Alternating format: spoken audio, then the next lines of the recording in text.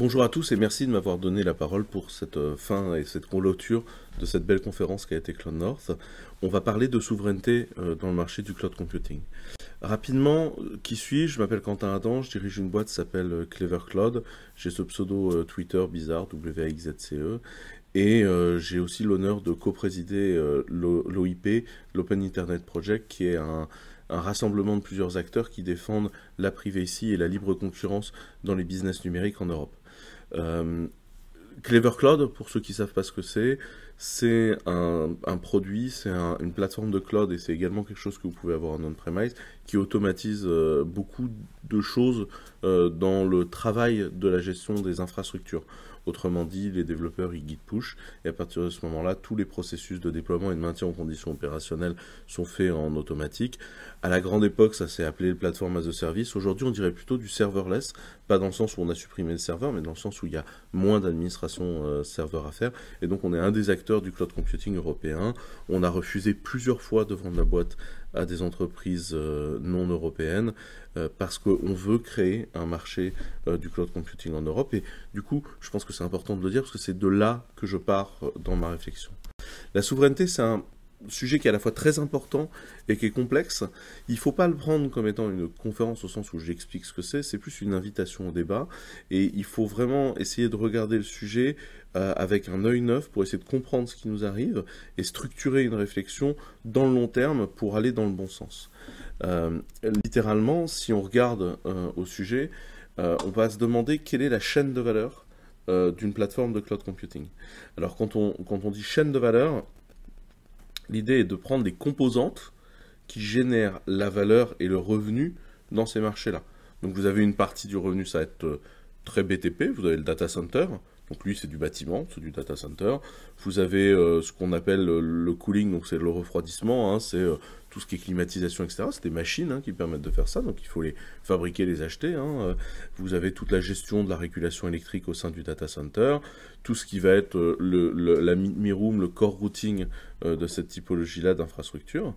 L'autre partie du business, une fois que vous avez un data center, c'est de rentrer dedans de l'électricité. L'électricité, il faut la produire et la consommer.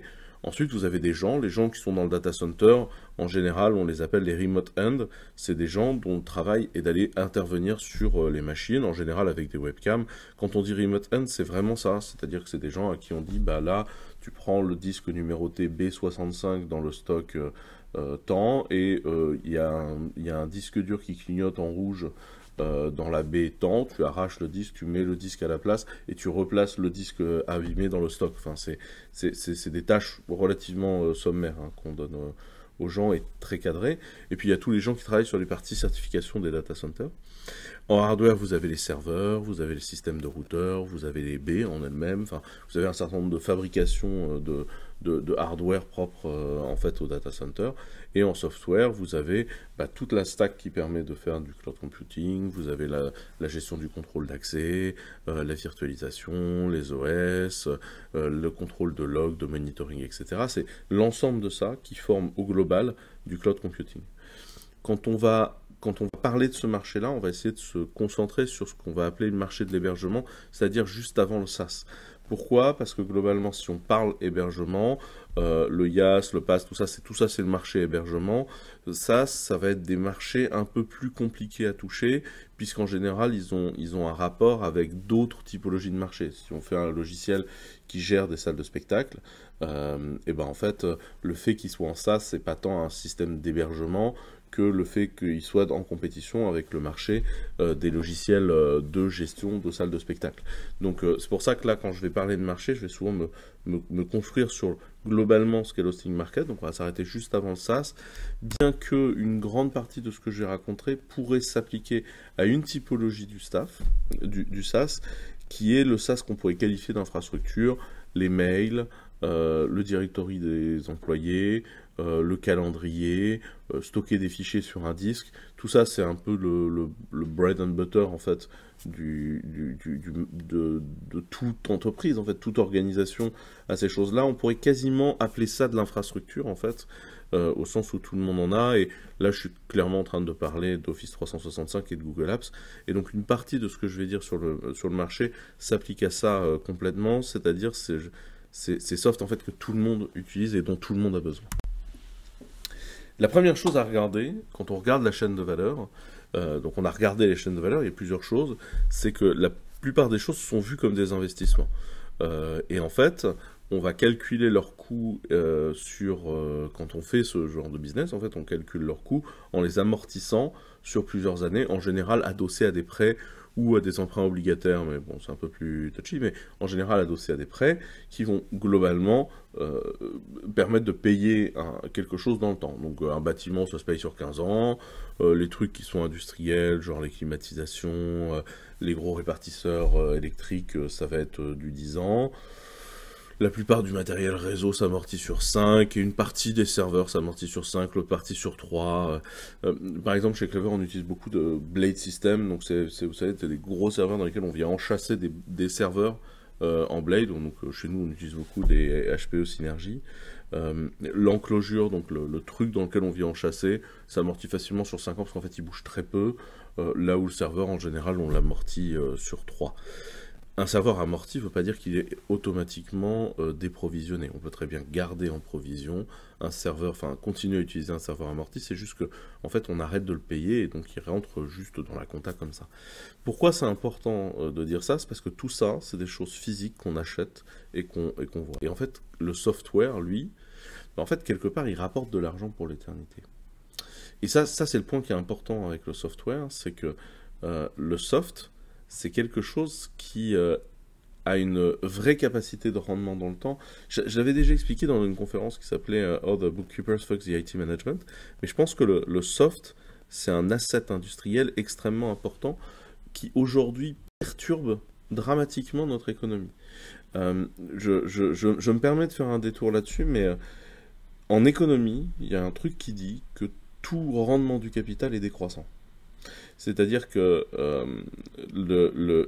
quand on a beaucoup de capital et qu'on l'investit pour faire une activité, en fait, dans le temps, le rendement qu'on a au-dessus de ce capital-là, en général, décroît. Parce qu'on a acheté les meilleurs terrains en agriculture, donc plus on va continuer à acheter des terrains, moins ils vont être bons.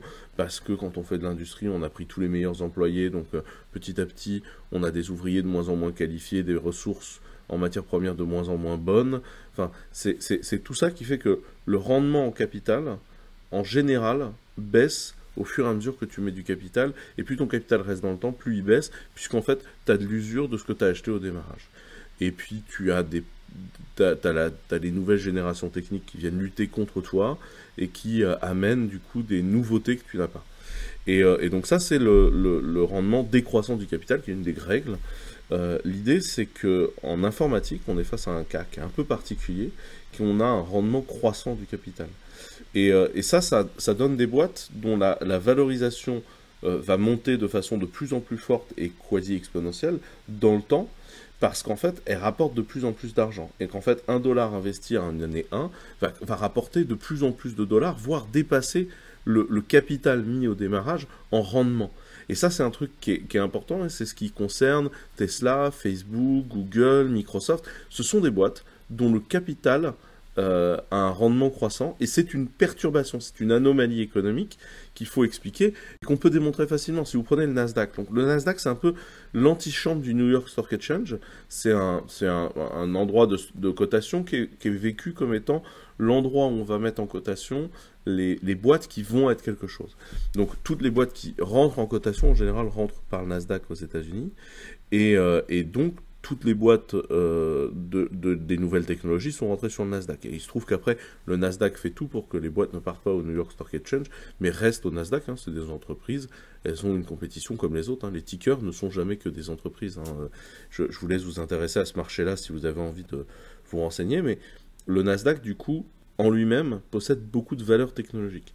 Et ce qu'on voit, c'est que la cotation globale du Nasdaq prend une forme de courbe exponentielle pour exactement cette question-là, quel rendement croissant du capital, qui est une question hyper pertinente dans le cas présent à se poser.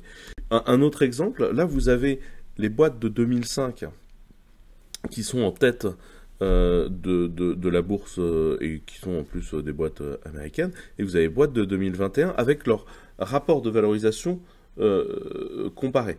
Donc d'abord, ce qu'on voit, c'est que la valorisation des boîtes les plus riches de 2021 est énormément plus grande que que celle des boîtes de 2005, mais surtout qu'en 2005, on a General Electric qui est un conglomérat industriel, ExxonMobil qui fait dans le pétrole énergie, Microsoft qui est la seule boîte d'IT, Citigroup c'est de la finance, c'est une grosse banque Citigroup, British Petroleum c'est pétrole énergie, Walmart c'est des retail, on a la Royal Dutch Shell c'est encore pétrole énergie, et Johnson & Johnson c'est de la santé. Et 2021, qu'est-ce qu'on a derrière? On a Apple, Microsoft, Saudi Aramco, c'est la seule boîte qui en fait n'est pas du secteur technologique, c'est une boîte pétrole et énergie. Et ensuite Amazon, Alphabet, donc Google, Facebook, Tencent.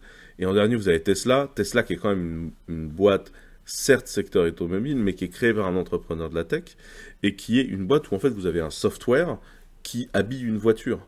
Mais à la base, la racine de Tesla, c'est de faire du soft pour créer des voitures. Donc en fait, ce qu'on voit, c'est que les boîtes de l'IT ont pris le haut du classement à cause de cette notion de rendement du capital qui est croissant et qui est hyper pertinente dans le cas présent. Si je résume, et je l'ai déjà dit plusieurs fois, le logiciel, c'est la révolution industrielle de la prestation intellectuelle. Et ça, c'est un truc qu'il faut vraiment se mettre en tête, c'est que le logiciel, dans sa façon de gérer le sujet, va nécessairement avoir un impact délirant dans la totalité des industries. Et aujourd'hui, considérer le logiciel comme de l'industrie classique, c'est pas du tout la bonne approche en fait. Enfin, c'est une révolution industrielle et il faut immédiatement rentrer dedans, sinon on aura un problème. Et c'est pour ça que posséder le logiciel est si important. Parce qu'en fait, ce sera du rendement financier pur. Donc à l'échelle d'un pays, si on ne possède pas les logiciels qu'on gère, en fait on manque du rendement, et si jamais on paye le logiciel à d'autres, on donne du rendement gratuit, puisqu'il n'y a pas de coût de production associé au logiciel. C'est un rendement croissant qui vient, et il n'y a pas de discussion. Si maintenant on le regarde sous un angle du business du cloud computing, regardons-le de façon très, très, très simple en fait. Si là je vous mets les prix d'AWS lambda, donc une couche logicielle d'AWS, vous avez un prix par million de requêtes, etc. C'est un peu compliqué, j'ai viré ça, j'ai juste pris le prix par minute et milliseconde. De l'autre côté, je vous mets des compute nodes de chez OVH, donc qui sont littéralement la même chose en fait. Enfin, vous avez la capacité en ressources équivalentes. En admettant que j'ai dégagé cette histoire de prix par million de requêtes, c'était trop chiant à simuler, on atterrit un facteur de x6. C'est-à-dire que les ressources Amazon coûtent 6 fois plus cher que les ressources OVH. Et ça, là-dedans, la question, c'est qu'est-ce qu'on paye? En fait, ce que tu payes, ce que tu achètes quand tu achètes du lambda, c'est d'un côté, vu que tu payes à la milliseconde par rapport à l'heure, tu payes effectivement un coût de ne pas s'engager, et donc tu payes un coût d'augmentation du risque. Ça, c'est sûr. Mais il n'est pas si énorme que ça. Donc après, la question, c'est est-ce que tu payes le hardware qu'Amazon achèterait beaucoup plus cher que Google? Donc là, la question, c'est est-ce que Amazon, qui vient du retail, est tellement plus mauvais à acheter du matos par rapport à OVH ou pas? Je vous laisse répondre à la question. Enfin, c'est très très drôle de penser que Amazon pourrait acheter moins bien son hardware qu'OVH. Ou alors, ce qu'on achète, c'est le soft. Et en fait, littéralement, ce qu'on achète quand on achète cette typologie-là de produits, c'est le logiciel. C'est ça que les gens achètent. Et en fait, c'est ça qui a de la valeur. Et du coup, quels impacts ça a? C'est que si on se pose sur la notion de chaîne de valeur de l'investissement et qu'on essaye de le qualifier, je reprends ma chaîne de valeur, j'avais du data center, de l'électricité, du HR, du hardware, du software. En fait, globalement, le data center et le hardware, on peut le caler dans la catégorie investissement d'infrastructure, avec en plus, comme je vous l'ai expliqué, des taux d'amortissement. L'électricité et la ressource humaine, on va les caler dans le runtime, dans le run et dans l'opération au quotidien de ce truc-là, qui permet à des remote end de bosser, mais tout ça, c'est du run de l'opération. Et ensuite, on va mettre le software. Et le truc, c'est que les gens qui font les infrastructures sont en fait des gens dont la vision marché et de se concentrer sur leur activité. Et c'est normal, c'est humain. Tout le monde se concentre sur son activité. Eux, ils construisent des data centers, ils mettent des serveurs dedans, ils vous les louent. Donc eux, ce qu'ils voient, c'est l'infrastructure. Puisque pour eux, le logiciel, ça a toujours été, on doit télécharger Ubuntu, les mecs le posent sur le bout au fond, et on a juste un truc qui facture au mensuel. Donc en fait, le soft est la portion congrue, selon eux, de la vision valeur du truc. Le truc, c'est que dans le cloud computing, en fait, le soft, c'est pas la portion congrue. C'est ça qui est dommage, en fait. Et c'est qu'en centrant tout sur l'infrastructure, on met des œillères et on ne comprend pas que le marché, en fait, c'est le soft, parce que ce qu'on achète chez Amazon, c'est pas des machines virtuelles. Tout le monde sait faire des machines virtuelles. Ce que tu achètes, c'est l'identifiant bien centralisé par personne, la trace d'audit de qui fait quoi, la facturation à la seconde, c'est tous les services additionnels qui vont dessus. C'est ça qui prend de la valeur. Et en fait, c'est ça qui a la valeur d'achat, en fait. Ce que les gens achètent chez Amazon, c'est pas du hardware, ils savent même pas ce que c'est comme hardware. Ce qu'ils achètent, c'est le logiciel qui fait ça. Et plus ça va, plus ils achètent de logiciels. C'est-à-dire que de plus en plus, on utilise des produits avec une valeur hyper élevée et de plus en plus abstraite. Des databases as a service ou des cloud databases, du lambda, des systèmes IoT. De plus en plus, en fait, on va vers une abstraction et une notion servicielle qui est fournie au-dessus de l'infrastructure. Et du coup, ça nous donne une part de plus en plus forte du soft à l'intérieur de cette valorisation-là de la chaîne de valeur. Et cette part de plus en plus importante du soft, en fait, aujourd'hui, elle est sous-estimée dans la notion de plan cloud à la française, parce que les gens à qui on demande de faire du cloud ne sont pas les gens qui ont fait du cloud aux États-Unis. Google, ils viennent du moteur de recherche, du mail, du etc. C'est des fabricants de logiciels. Amazon, c'est des fabricants de logiciels. Amazon.com, c'est des fabricants de logiciels. Je vous renvoie au mail absolument pertinent de Jeff Bezos sur l'architecture service qu'il faut adapter pour Amazon et qui a donné Amazon Web Service. On a demandé à nos hébergeurs de faire des choses. Donc les gens qui, en fait, aux États-Unis ont disparu sous les vagues du cloud. Et en fait, ça donne un truc qui est, eux, ils voient l'infrastructure, parce que c'est leur métier, ils sont obnubilés par ça. Au lieu de se dire, ce qu'on doit faire, c'est du soft, et on va habiller ça de hardware. Exactement comme quand on a fait un dispositif médical qui s'appelle le Maker, où on a créé un logiciel qui fait respirer des gens, et on l'a habillé de hardware. En fait, quand on parle de révolution industrielle posée par le hardware, c'est exactement ça. C'est qu'en fait, le logiciel est au centre, et en fait, la valeur, elle vient avant tout du logiciel. Et ça, c'est un truc qui est très important, c'est ce qu'on appelle Software Editing the World. Donc la personne qui a dit ça, c'est un mec qui s'appelle Mark Anderson, de Anderson Horowitz. Et en fait, cette personne-là, ce qu'elle a dit, c'est que le logiciel, petit à petit, va prendre l'ensemble des activités du monde et les intégrer au sein de son fonctionnement. Et ça, c'est une mécanique qui fait que petit à petit, la révolution industrielle de la prestation intellectuelle fait que de plus en plus d'activités migrent dans le logiciel et que le logiciel prend l'ensemble du marché sur plein de sujets. Et ça, c'est un truc qu'il faut... En fait, quand on comprend, c'est une mécanique qui est liée au fonctionnement même de cette économie.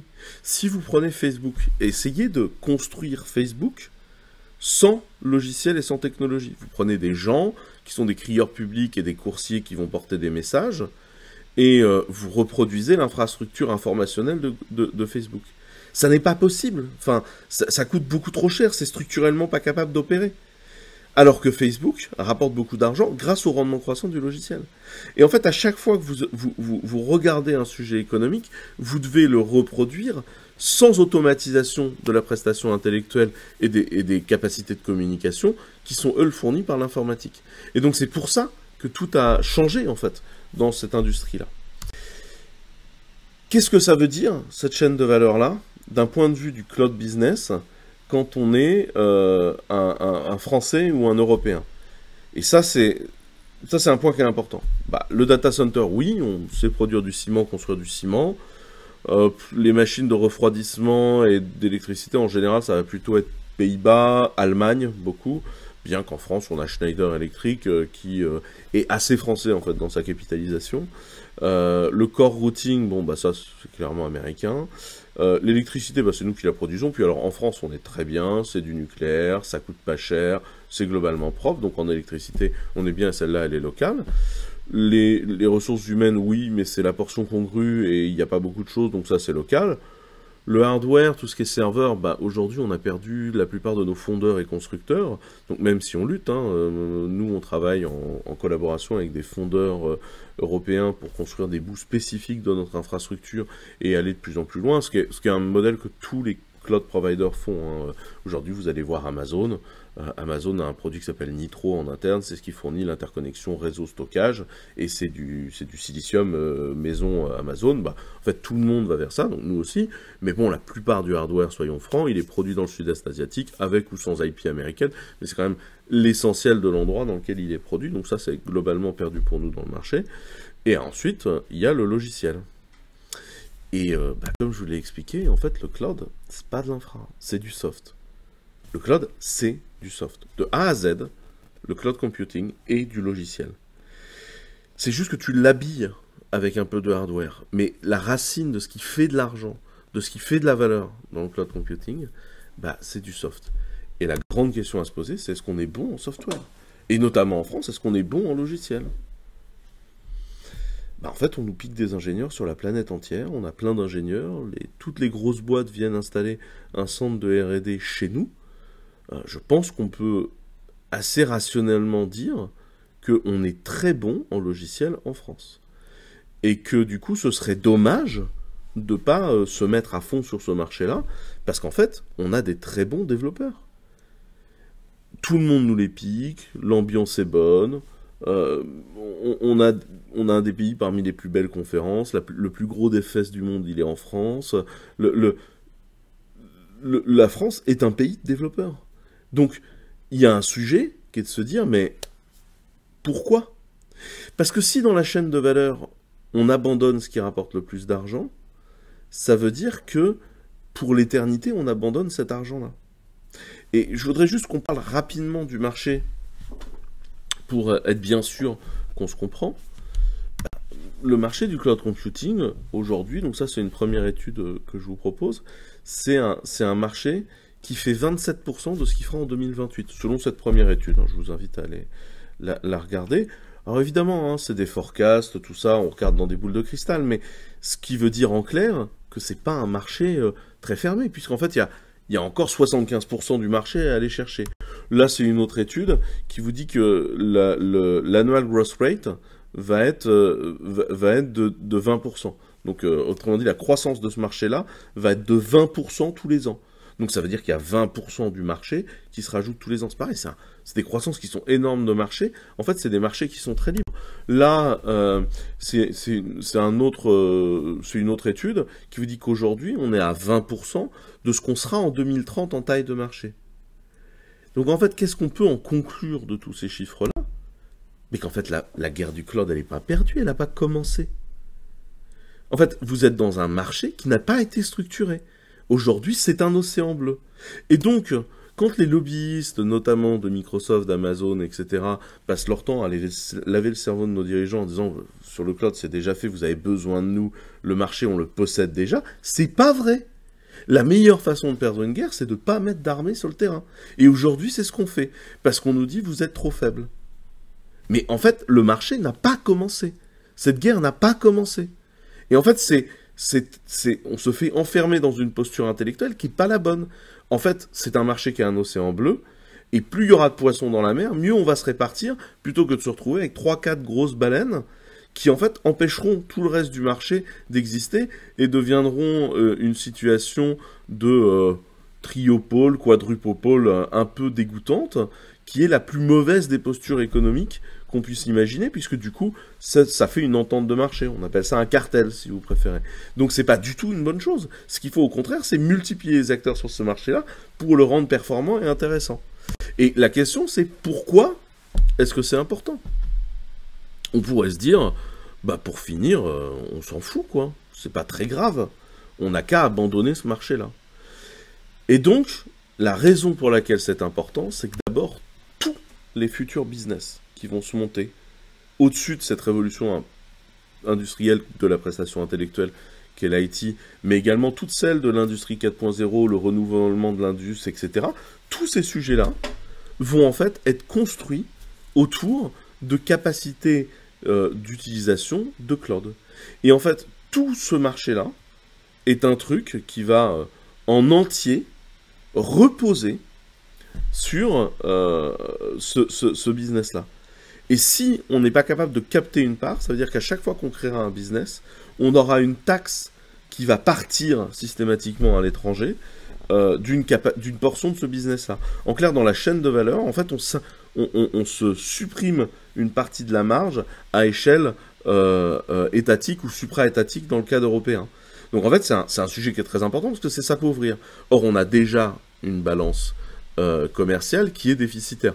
La balance commerciale, pour vous la faire très très courte, ou la balance des paiements courants en fonction de comment vous voulez regarder le sujet, c'est les choses qui rentrent par notre export, donc l'argent qui rentre par l'export, versus l'argent qui sort par notre capacité d'importation. Aujourd'hui, on a une balance déficitaire. Autrement dit, on achète plus de choses qu'on en vend à l'extérieur. Je n'ai pas besoin de vous faire un dessin. Ça s'appelle s'appauvrir. Quand on dépense plus d'argent qu'on en gagne, on s'appauvrit. Et en fait, aujourd'hui, on s'appauvrit.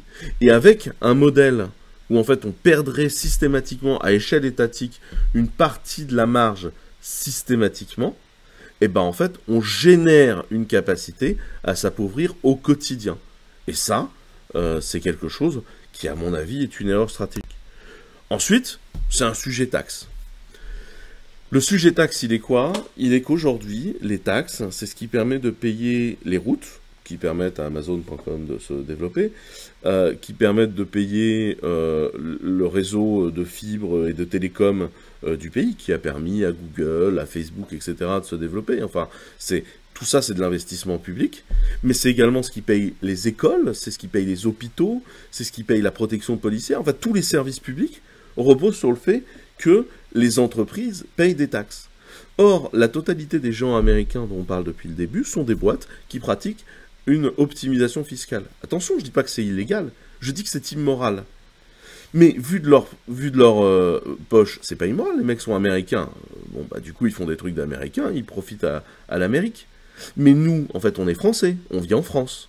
Le pays dans lequel on a à manger, le pays dans lequel on a nos enfants à l'école, le pays dans lequel on roule sur des routes qui sont entretenues par les taxes, tout ça, c'est le nôtre. Et en fait, si on utilise des produits qui ne payent jamais leurs taxes, bah en fait, on appauvrit aussi notre structure qui nous fournit ce cadre de vie-là. Et ça, c'est à mon avis dramatique. Le deuxième point là-dessus, c'est de dire que, par ailleurs, les fournisseurs français comme moi, on paye nos taxes en France, on les paye au tarif fort, et donc en fait, ça crée aussi un problème de distorsion de concurrence dont on pourra parler. Mais c'est très important de se dire qu'à un moment, acheter local, c'est aussi acheter pour payer des taxes chez nous, et en fait, payer des taxes à nos pays. Donc, on peut payer des taxes aux pays européens, surtout qu'il y a des accords fiscaux entre les pays européens. Ça génère aussi de la qualité de cadre de vie pour nous, et ça, c'est important. Et puis ensuite, il y a petite notion d'espionnage. Je sais qu'on nous dit que l'espionnage, ça n'existe pas, et que les Américains sont nos alliés. On vient d'avoir une petite histoire de sous-marin un peu compliquée. Il y a une très belle boîte qui permettait de regarder les sous-sols pétrolifères et les analyser, qui a été achetée à la baisse par les États-Unis et les Texans, de la même façon que Alstom. Reprenez le sujet Alstom. Il existe une très belle interview du numéro 3 d'Alstom, ainsi qu'un livre qui vous explique comment Alstom a été acheté en utilisant des méthodes, je dirais, peu conventionnelles et à la limite du piratage. Oui, les Américains sont nos alliés, mais bon, c'est des alliés qui ont leurs intérêts en tête. Et attention, quand je dis ça, je suis pas en train de les critiquer. Moi, je trouve que les gens de la NSA font très bien leur travail. C'est juste que les gens de la NSA ont un travail qui n'est pas aligné sur nos intérêts. Leur travail à eux, il est aligné sur les intérêts américains. Et nous, on est français, en fait. Donc, à un moment donné, est-ce que les gens qui bossent là-bas, qui ont monté les programmes échelons, qui ont monté les programmes d'intelligence économique, qui font la rentabilité des États-Unis, ont bien bossé? Oui. Le problème, c'est qu'ils ne bossent pas pour nous.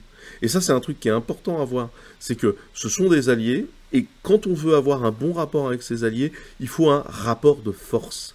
C'est-à-dire que les alliés, ils sont alliés parce qu'ils ont une sorte de pied d'égalité. Et quand on se met en défaveur de ses alliés, ben on devient leur vassal. Et ça, c'est un truc qui est très important. Et puis, le dernier point, c'est les talents. Les talents, c'est quelque chose d'important. Aujourd'hui, on le sait tous, l'industrie informatique va continuer à se déployer. On sait tous que c'est l'enfer de recruter. Pourquoi c'est l'enfer de recruter? Parce qu'il y a besoin de gens. Et en fait, si on détruit des compétences en utilisant systématiquement des capacités importées, ben en fait, on va détruire notre capacité à faire des choses sur notre territoire. On va détruire des capacités de nos boîtes à créer. Et j'ai pas envie d'être désagréable, mais c'est un peu quand même ce qui s'est passé dans l'industrie. J'ai l'impression de revivre la même chose où on nous dit bah c'est pas grave, on va mettre tout ça là-bas, ailleurs dans le monde, et après on se rend compte qu'on ne sait plus chez nous bobiner un moteur, on se rend compte qu'on ne sait plus produire de masques, on se rend compte qu'on ne sait plus produire de vaccins. En fait, à un moment donné, il faut quand même se dire, bah, y a un sujet là à regarder, qui est comment on garde des compétences chez nous pour ne pas rester dans une situation appauvrie. Et ça, c'est un point qui est très important, et vu qu'on a déjà appris avec la désindustrialisation, ça me paraît très important qu'on regarde ces choses-là de façon pertinente et intelligente, et qu'on n'oublie pas les leçons qu'on a pu apprendre par le passé. Et puis, il y a un dernier point, qui est de parler de la compétition. En fait, il y a des règles sur comment on fait un marché. Est-ce qu'on a le droit de vendre à perte? Non, parce que tu n'as pas le droit de vendre à perte, parce que ce n'est pas une concurrence libre. En fait, il y a des règles de business qui existent pour que la compétition permette au marché de se déployer en ayant le meilleur pour les consommateurs. On peut remettre en cause le modèle économique et tout, la question, l'idée elle n'est pas là. C'est qu'il y a des lois sur la compétition libre et non faussée, et notamment il y a des lois qui ne permettent pas de créer des monopoles, parce que les monopoles sont toujours mauvais pour les consommateurs à terme. Et donc en fait, la libre concurrence aujourd'hui, est-ce qu'on l'a dans les métiers de l'informatique et de l'Internet? Eh ben, pas toujours. On a des acteurs qui font ce qu'on appelle de l'abus de position dominante. Un abus de position dominante, c'est quoi? Bah, vous êtes au début du confinement, tout le monde va se retrouver en télétravail, et là, d'un seul coup, mise à jour dans Google, on va vous pousser Google Meet comme vous n'avez jamais vu. Il est partout. Et vous ne pouvez rien faire, vous créez un événement, vous avez nécessairement le lien Meet. Et en fait, Google, il n'existe pas en fait à ce moment-là sur le marché de la téléconférence. Et des concurrents tels que Zoom, par exemple, se retrouvent obligés de dire « Oui, mais en fait, ils se servent de leur position dominante sur le marché pour m'empêcher d'accéder au marché. » C'est un abus de position dominante. Et Teams a fait exactement la même chose chez Microsoft. Et ça, en fait, c'est un abus de position dominante. Et c'est pas moi qui le dis. Google s'est fait condamner, mais plein de fois pour abus de position dominante. Microsoft aussi. La dernière fois, c'est Google Shopping. Google Shopping, c'est il y a 12 ans. Vous avez quel coût, le guide, etc. On se demande comment on va acheter des trucs sur Internet. Et ben en fait, Google arrive, fait Google Shopping et impose Google Shopping. Les autres l'attaquent, et voilà, 12 ans plus tard, et je suis bien placé pour le savoir, parce que dans les parties civiles, il y a l'Open Internet Project, donc c'est bien après, je récupère la coprésidence du truc, et je constate qu'on gagne le procès contre Google, et que Google n'avait pas le droit de faire ce qu'ils ont fait sur Google Shopping, parce que c'était une entrave à la libre concurrence, et un abus de position dominante. Sauf que les calculs et le guide, etc., le marché, en fait, du moteur de recherche shopping, il s'est fait détruire. Alors ce qui est très drôle, c'est qu'en plus, Google dit oui, mais moi, depuis, j'ai été attaqué par Amazon, et donc du coup, on peut pas vraiment considérer que c'est un abus de position dominante, parce que j'ai pas nécessairement la position dominante. Et en fait, ça c'est un truc qui est très important. En droit, c'est pas parce que tu n'as pas réussi ton coup que tu n'as pas fait de délit. Ça reste un délit. Ne pas respecter les droits de la concurrence, c'est un délit. En fait. Et donc on a affaire à des boîtes qui passent leur temps à faire de l'abus de position dominante. Quand Microsoft va voir des grands groupes chez qui on a gagné des contrats et qui leur disent bah, si vous passez chez nous, on paye une boîte de service pour coder le logiciel, en fait on paye la facture à votre place, bah en fait c'est un peu une entrave à la libre concurrence. Quand ils prennent des licences en pluriannuel et qui disent bah on va convertir votre contrat de licence en contrat de crédit Microsoft Azure, bah en fait, c'est changer de produit au milieu d'un contrat, et en fait, c'est une entrave à la libre concurrence, puisque nous, du coup, on se retrouve à bosser contre des gens qui font du gratuit pour s'assurer qu'ils détruisent. Et donc, en fait, la compétition loyale, elle n'est pas fournie, et aujourd'hui, il faut lutter contre cette façon absolument dégueulasse de créer des structures monopolistiques qui empêchent une concurrence qui va permettre l'innovation, à tout le monde de travailler et de créer des nouvelles choses avec des prix régulés par le marché, parce qu'en fait, il ne faut pas attaquer la libre concurrence, et donc il faut qu'on se mette à plusieurs pour réfléchir à comment on peut imposer le fait de respecter la libre concurrence à des gens qui aujourd'hui méprisent le droit de façon répétée. Donc la question qu'on peut se poser, c'est comment on fait pour y aller? Comment on fait pour régler cette problématique? Comment on fait pour créer une structure souveraine française et européenne de cloud? La première vision, c'est que nous, ce qu'on fait en tout cas chez Clever, et la vision qu'on a là-dessus, c'est dire qu'il faut des solutions qui sont radicales, des produits qui sont différents, des choses qui vont permettre en fait aux gens d'appréhender des nouveaux produits. Moi, je ne pense pas que pour produire le cloud européen, il fasse tenter de courir derrière des produits et faire un copier-coller. D'abord parce que c'est faux, hein. Enfin, si vous regardez le revenu d'Amazon, vous avez EC2, vous avez le réseau, vous avez S3 et vaguement Lambda qui commence à bouffer, et après vous avez sur les 600 autres services 7 à 8% du chiffre d'affaires de la boîte de cumulé. Donc en fait, on voit bien que c'est pas nécessairement ça que les gens veulent. Ce que les gens veulent, c'est des nouveaux produits, des produits radicaux, des produits qui changent la vision. Nous, ce qu'on fait chez Clever a toujours été une vision totalement différente des autres, avec un marché très automatisé et le but d'obtenir une vélocité développeur complètement différente. Je ne vous dis pas que notre produit est le meilleur, je vous dis juste qu'il est différent, qu'il s'appuie sur une nouvelle vision. Et moi, je pense que le cloud européen, c'est pas une copie palote du cloud US, c'est une autre vision qui permet d'autres choses aux développeurs et qui permet de l'innovation et qui est une belle approche. Et moi, je pense que ce qui est important aujourd'hui, c'est de faire des solutions basées sur de la recherche. On ne rattrape pas son retard en faisant le moins-disant, on ne rattrape pas son retard en faisant des mauvaises solutions, on ne rattrape pas son retard en quick and dirty, il faut investir quand on fait de la recherche. Et pour être plus clair, il faut investir dans de la tech. C'est quoi investir dans de la tech? C'est que, sans vouloir être pénible en France, on a un petit problème de schéma décisionnel qui fait que quand on est ingénieur, on n'a pas accès au poste de décision. Quand on est ingénieur, on ne nous écoute pas quand on prend une décision. On prend des décisions qui n'ont parfois aucun sens d'un point de vue technique, parce qu'en fait, les gens qui sont autour de la table pour prendre des décisions ne comprennent pas cet tenant et aboutissant.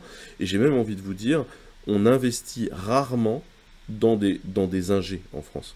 Moi, j'ai vécu des tonnes de fois le fait qu'on me dise « c'est très bien ce que vous faites, tu vas passer CTO, on va recruter un vrai CEO ». J'aimerais qu'en France, on comprenne un truc qui est important, c'est que les modèles de boîtes de la tech sont des modèles de boîtes d'ingénieurs. Le seul point commun entre Steve Jobs, Bill Gates, Jeff Bezos, Elon Musk, Larry et Sergey Brin, Mark Zuckerberg, tout ça, ils n'ont qu'un seul point commun. Ce sont des ingénieurs. Ce sont des techs, ce sont des devs. Ils comprennent de quoi ça parle. Ils sont capables de faire des paris qui sont complexes. Je vais vous donner un exemple. Facebook gagnait moins d'argent que ce que rapportait un utilisateur par an. Donc la dépense IT, en fait, d'un utilisateur était plus forte que ce qu'il gagnait par utilisateur. Et ça semblait pas troubler Mark Zuckerberg. Pourquoi? Parce qu'en fait, il était conscient d'un truc, c'est que l'un des choix de Facebook, qui était de baser tout sur du PHP au démarrage, avait été véloce dans la création du logiciel, mais posait un gros problème de capacité à faire tourner rapidement les softs. Donc il avait mis une équipe à travailler sur le fait de fournir un processus de recompilation. Et en fait, overnight, quand ils ont mis en prod hip-hop et HHVM, le coût infra est tombé en dessous de ce qu'un utilisateur rapportait. Pour faire ce type de pari, il faut comprendre le pari que tu fais. Et en fait, oui, tu as mis une équipe de 20 personnes à bosser sur le sujet, mais en fait, comme tu comprends pourquoi ils le font et tu comprends comment tu vas rentabiliser, bah en fait, tu es capable de faire ce type de pari. Quand on voit Elon Musk se balader dans l'usine de SpaceX, on sent qu'il comprend tout ce qui se passe. Il dit pas qu'il fait tout, évidemment, non, ils sont des milliers dans ces boîtes.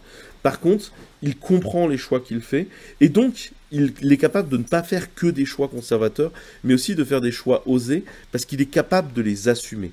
Et ça, je pense que c'est un des points très très importants de cette industrie à comprendre, c'est que la tech, parfois, ça fait prendre de bonnes décisions. Et donc, il y a des décisions qui sont tech et qui sont financièrement tech, en fait. Et que c'est ça qui équilibre, en fait, la balance. Donc ça, je pense que c'est un point qui est très important, qu'on se mette à investir dans les techs. À mon humble avis, l'autre clé, c'est qu'on se mette à travailler ensemble. Et c'est d'ailleurs ce que font les géants de la vallée. Aujourd'hui, un tiers du bénéfice d'Apple est fourni par Google, qui paye pour être le moteur de recherche par défaut sur iPhone. Ils se renvoient en permanence de l'argent tout en étant concurrents. Et aujourd'hui, on a un manque de culture en Europe du travail en commun. Je pense qu'il faut packager nos solutions ensemble pour pouvoir filer des solutions end-user qui intéressent les gens au final. Et ça, c'est un point qui me semble extrêmement important, c'est dire, ok, comment on fait pour travailler ensemble et revendre des solutions? Nous, chez Clever, on a une attitude vis-à-vis notamment des fournisseurs de logiciels, qui est de dire on va vous revendre et on va faire un bon deal. C'est pour ça qu'on est le seul fournisseur d'Elastic Premium européen.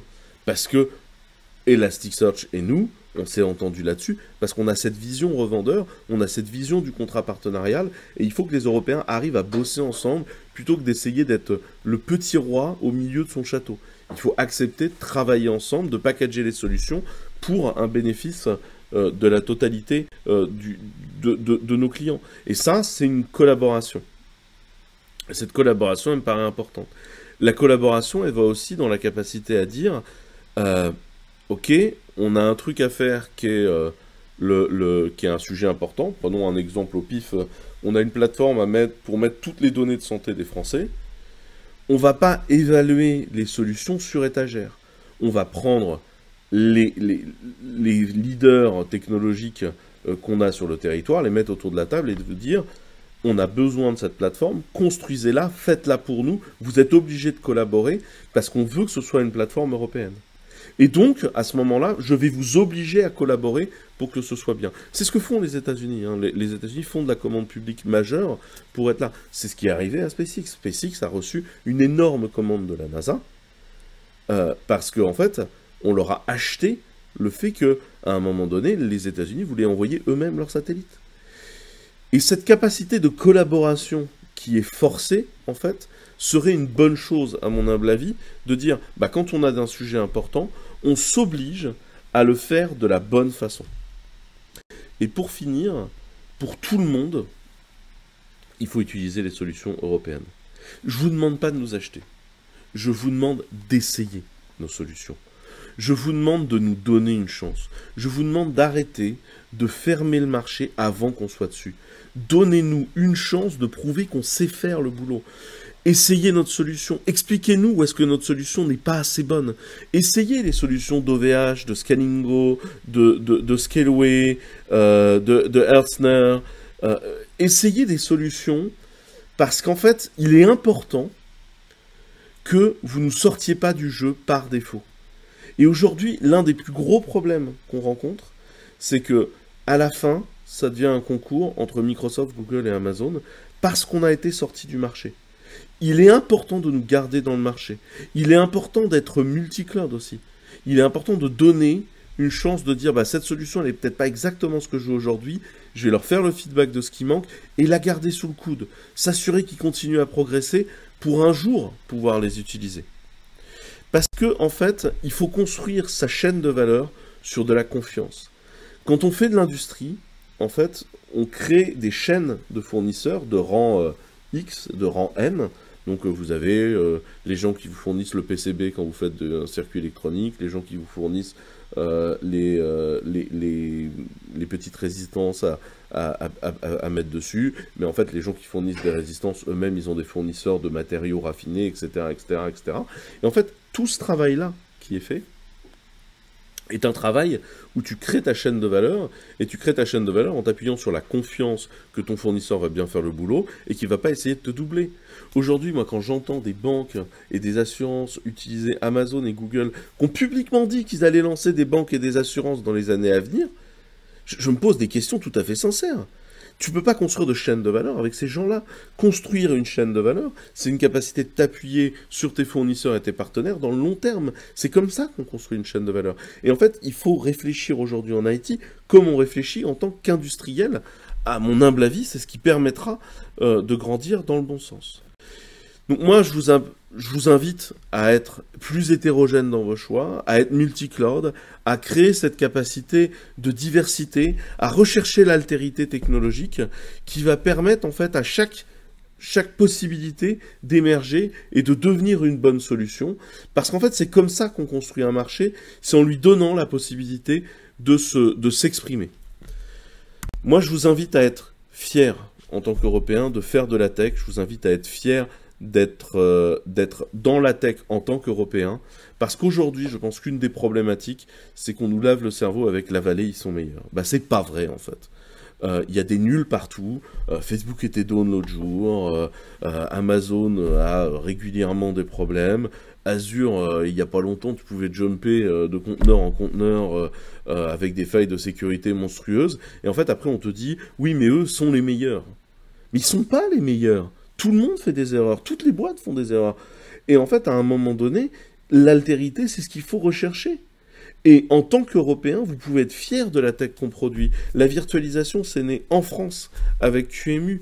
Le Platform as a Service, c'est que des boîtes européennes qui ont créé ça au démarrage. Il faut vraiment à un moment se dire que vous avez le droit d'être fier dans la tech, d'être européen, de faire partie de ce mouvement-là, de faire partie de cette construction-là. Vous avez autant de capacité que l'IT américaine à produire des beaux projets et des belles choses. Moi, je vous invite à réfléchir à comment on construit ensemble notre marché de l'IT souveraine. Je vous remercie de m'avoir écouté. J'espère avoir lancé un débat et avoir apporté des choses. Merci beaucoup à tous.